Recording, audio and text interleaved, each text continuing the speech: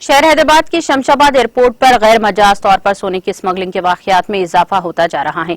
ताहम कस्टम के हुकाम की चौकसी की वजह से जर धात की स्मगलिंग के वाकयात को नाकाम बनाया जा रहा है। कस्टम हुकाम ने गुज़िश्ता शब इमरजेंसी बैटरी में छुपाकर लाए गए सोने को जब्त कर लिया।